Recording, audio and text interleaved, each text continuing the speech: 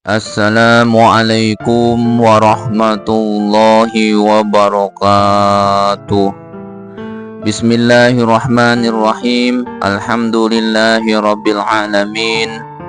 Allahumma salli ala Sayyidina Muhammad wa ala ali Sayyidina Muhammad. La hawla wa la quwwata illa billahil aliyyil azim. Amma ba'du.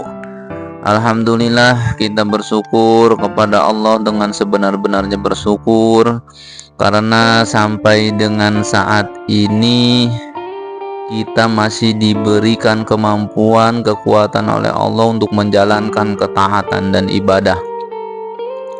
Mudah-mudahan kita semua yang hadir di sini selalu mendapatkan limpahan rahmat dan kasih sayangnya, taufik dan hidayahnya, maghfirah dan ridhonya.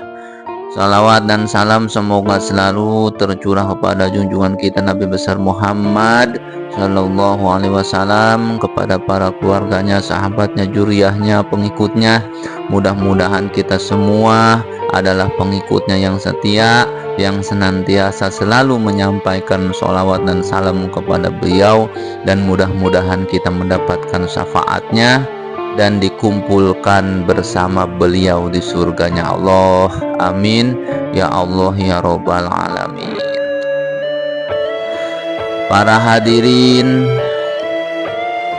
sahabat semuanya yang dirahmati oleh Allah Subhanahu wa Ta'ala, kembali lagi Al-Fakir mohon izin kepada seluruh para tuan guru dan kepada semuanya. Al-Fakir ingin menyampaikan ringkasan hikmah yang ke-10, yaitu tentang ikhlas.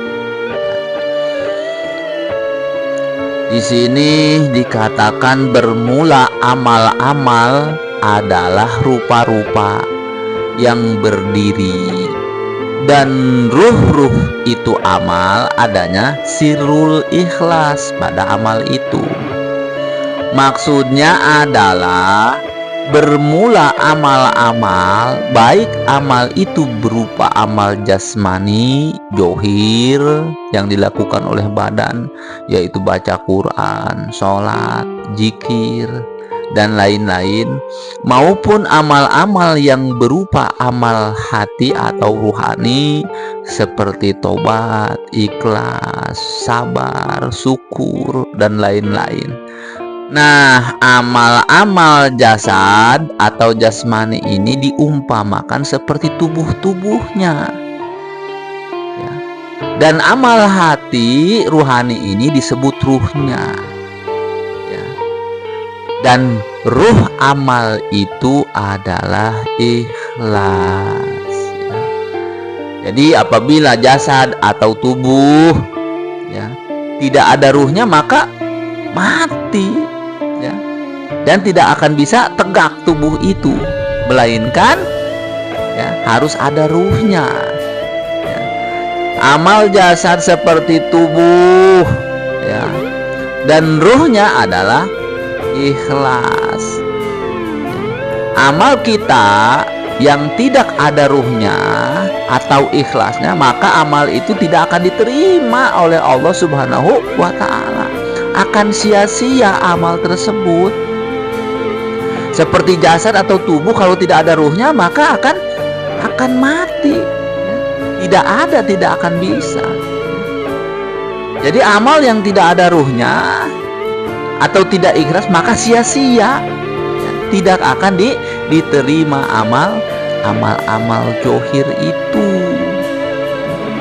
Barang siapa yang beribadah kepada Allah dengan tujuan duniawi, misalkan ibadahnya itu ingin dipuji oleh orang, ya, ibadahnya itu karena ria, sombong, ujub, dan lain, maka Allah akan datangkan ganjarannya di dunia, tetapi tertolak di akhirat, ya.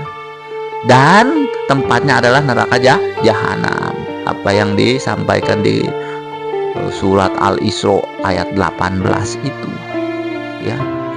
Masya Allah. Barang siapa beramal tidak karena Allah, ya, tidak ada pahala baginya di akhirat. dan jahanam tempatnya. Ya, seperti yang sering kita katakan di doa iftitah ketika kita sholat, inna sholati wa nusuki wa mahyaya wa mamati lillahi robbil alamin. Sabda Rasulullah SAW yang artinya sesungguhnya seorang hamba beramal kebaikan, maka naiklah malaikat membawa buku catatan orang tersebut. Setelah sampai kepada Allah, kata Allah, buang amalan-amalan itu, karena dia ibadah bukan karena aku. Ya, Allah Maha tahu. Ya, makanya apabila di akhir zaman, maka jadilah 3 golongan manusia nih. Ada 3 golongan di akhir zaman ini. Yang pertama, manusia yang ibadahnya ikhlas. Ada juga manusia yang ibadahnya riya. Dan ada manusia yang ibadahnya hanya untuk mendapatkan makan. Itu ada 3 tuh di akhir zaman, golongan manusia, ya.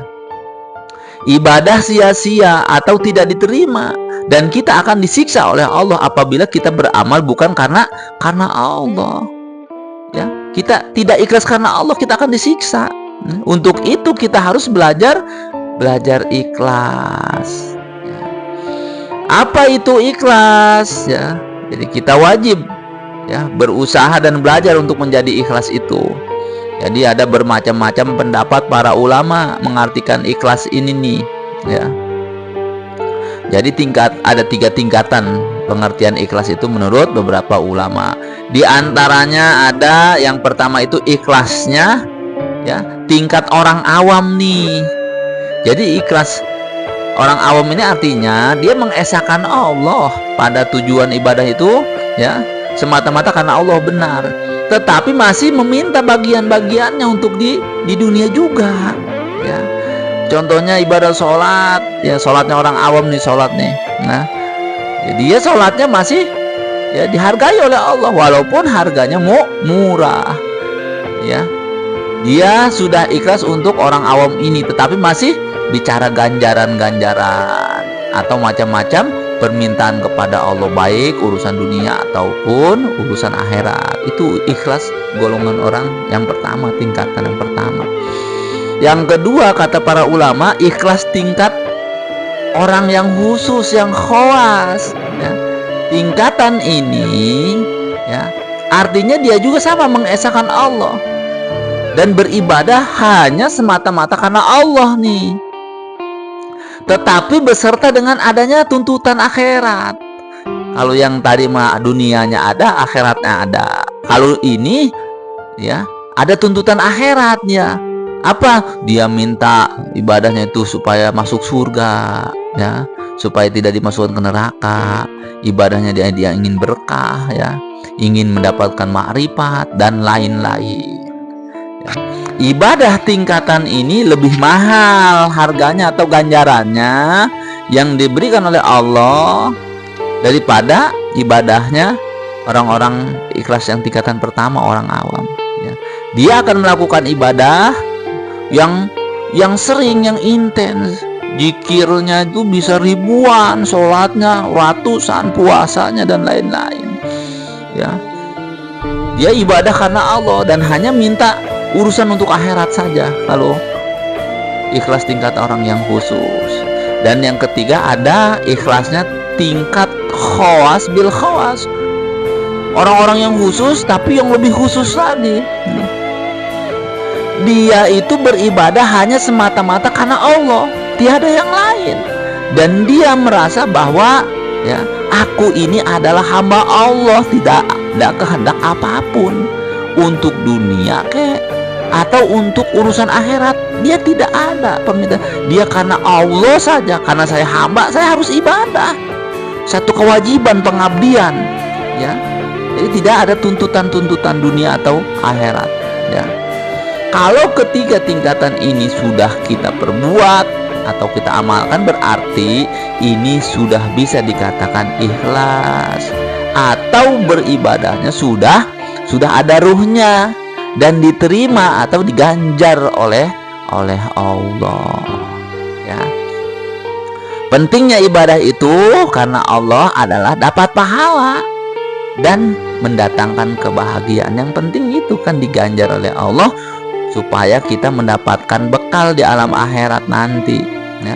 Sebaliknya apabila ibadah bukan karena Allah, dia tidak mendapatkan pahala, ganjaran, ya, dan mendatangkan penderitaan-penderitaan di dunia dan di akhirat. Walaupun di dunia sering mendapatkan kebahagiaan, tetapi di akhiratnya dia tidak akan mendapatkan kebahagiaan karena tidak ada ganjaran, tidak ada bekal dia untuk alam akhirat, ya. Dia sadar ibadah, misalkan dia sadar ibadahnya kepada Allah. Nah, ini apabila orang-orang yang sudah sadar ibadah dan sadar ibadahnya kepada Allah, ini adalah orang-orang yang makrifat, ya. Ini luar biasa. Terus bagaimana cara menerapkannya atau mengamalkannya, ya? Di sini banyak nih. Yang pertama, kita harus merenungi ayat-ayat atau hadis-hadis yang berhubungan dengan ikhlas, ya. Ada kan di Al-Quran atau hadis motivasi tentang ikhlas, ya. Terus juga yang kedua, kita menyembunyikan amal-amal soleh itu, baik, ya, pada waktu mau melakukannya maupun setelah melakukan ibadah itu. Jadi kita simpan nih serapi-rapinya dari orang, jangan diceritakan, jangan sum'ah juga, jangan diceritakan juga, ya, amal ibadah kita yang lalu-lalu, ya. Yang ketiga, kita memutus hubungan dengan tamak, ya, tamak kepada makhluk, ya. Selama masih ada itu dalam hati kita, ya sulit untuk bisa ikhlas, ya. Putuskan harapan-harapan dengan makhluk itu. Yang keempat, selalu latihan dan berjuang untuk ikhlas, ya. Jadi harus banyak latihan. Yang kelima, berdoa, ya, untuk minta ikhlas kepada Allah di segala atau di seluruh amal ibadah kita. Mohon kepada Allah supaya kita bisa ikhlas. Yang keenam, kita harus berkawan dengan orang-orang yang soleh. Yang solehnya itu yang ikhlas, ya. Dan yang ketujuh, merasa cukup, ya, dengan ilmunya Allah. Hanya Allah lah yang tahu segala amal ibadah kita. Itu, ya, harus latihan-latihan. Barang siapa yang beramal 4 perkara tanpa 4 perkara, maka amalnya tidak bermanfaat nih tentang kita beramal. Yang pertama yaitu kita harus takut, ya, tapi tidak waspada. Kita mau kok takut tapi tidak waspada. Mengharap tapi tidak mencari, ya. Misal mengharap rahmat Allah tapi tidak mencarinya, ya. Kita minta ampun tapi tidak menyesal. Kita banyak mengucapkan istighfar, minta ampun tapi tidak menyesal dalam hati, ya, tidak bermanfaat. Beramal tapi tidak ikhlas. Nah, ini termasuk yang keempat ini, beramal tapi tidak bermanfaat atau tidak sia-sia, amalnya tidak diterima, ya. Kalau kita ingin beramal, tanya dulu nih, untuk Allah atau untuk makhluk nih, jangan terburu-buru. Jadi ibadahnya itu harus dengan ilmunya, ya. Tanya pada ahlinya, ya, tentang ikhlas ini, ya. Makanya baiknya amal itu pada 3 sesuatu. Yang pertama, bahwa amal itu adalah dari Allah nih, bukan karena usaha saya. Kita harus tahu tuh amal-amal ibadah kita itu karena dari Allah, bukan usaha saya, bukan. Yang kedua, bahwa amal itu untuk mendapatkan ridha Allah, bukan untuk kehendak atau nafsu kesenangan kita, hawa nafsu, bukan loh beramal itu. Yang ketiga, bahwa amal itu untuk mencari pahala, ya, ganjaran dari Allah, bukan makhluk. Ya, kalau pengen makhluk itu riya dia. Yang diminta hanya kepada Allah untuk apapun urusannya, dunia ataupun urusan akhirat, ya. Ingat, amal tanpa ikhlas tidak berguna, seperti jasad tanpa ruh, jadi mati, hilang dikubur. Wallahu a'lam bishawab. Alhamdulillah, mudah-mudahan bermanfaat. Al-Fakir ingin memohon kepada semuanya, mohon maaf lahir dan batin, ya, tentang apa yang disampaikan ini semua. Wabillahi taufiq wal hidayah. Assalamualaikum warahmatullahi wabarakatuh.